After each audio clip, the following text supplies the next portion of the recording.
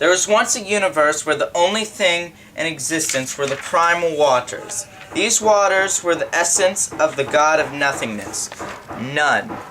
One day, something arose from the primal waters. That thing was the vast power of them, the God of creation. In a moment, he made the first day, now known as the day of creation. On this day of creation, the primal waters were the only thing there. So at the start of the day of creation, Them created himself from the nothingness, and at the same time made a body of water arise from none.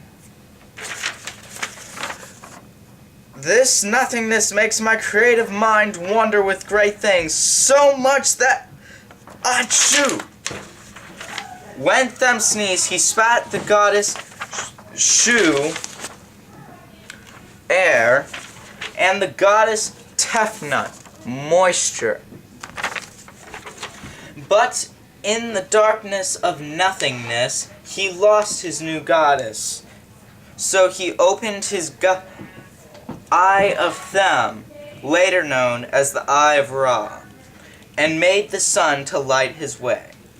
When he made the sun, he then combined with the god Ra, and Them became known as the setting sun that died every day, but was resurrected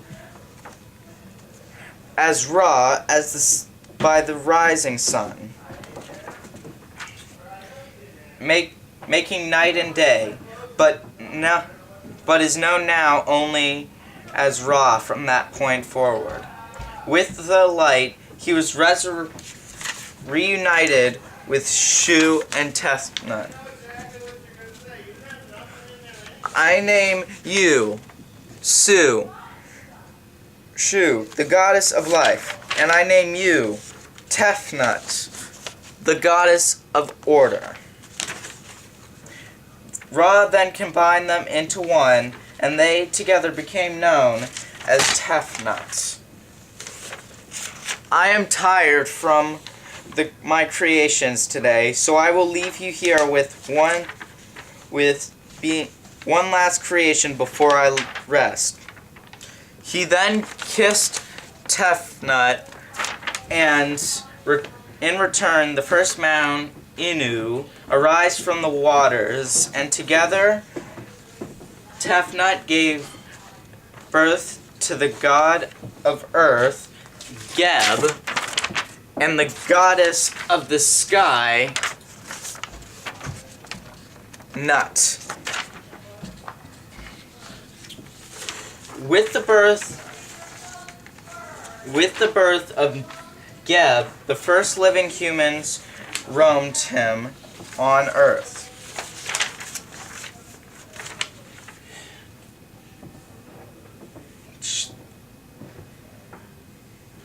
After that, Nut and Geb gave birth to 3 gods and 2 goddesses: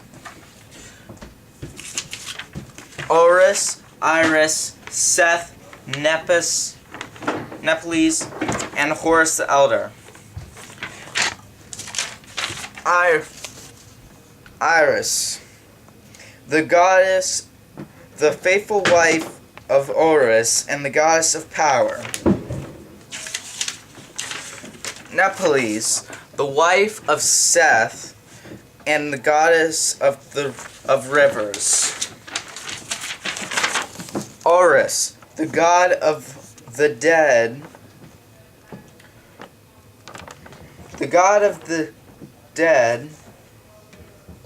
and the ruler of the underworld that all people go to after they die.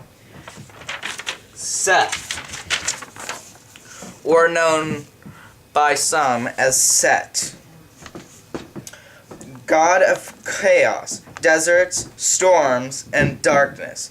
Seth was the protector of Ra and the defender against the serpent of pure chaos, Apis. Horus the Elder, god of war, and the ruler of the living world. Why have you summoned me, Ra? In my creative mind, I wrote the book of Ra, life, and the book of death. In the book of death, it prophesies that you, Horus, will one day be the one that will destroy the world and send everything back to the primal waters. But why would I do such a thing as that, and what would happen to me? You will be blinded by Apis, that if you kill everything, you will be the god of everything because it is dead. But everything will be being consumed by none. There will be nothing for you to rule. As for us, you and me will live on in the primal waters as serpents. Well, no.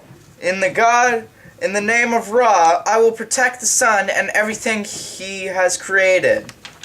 Seth then killed Horus, sending him into the Dark, a space between the underworld and the world of the living, where he was imprisoned. Seth, you have done this not for Ra, but for your own greed, to be a ruler. I will not stand by idly as you have killed my brother.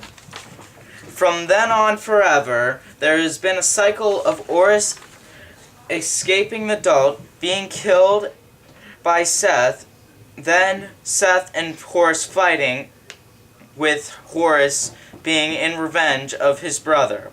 All this is the doing of Apis, and he the essence of true chaos, as he is always trying to destroy everything and achieve complete chaos. During the vast displays of power, the humans gained an honorable system for the gods, for they were the most powerful they had ever seen, and they were to become the pharaohs from then on.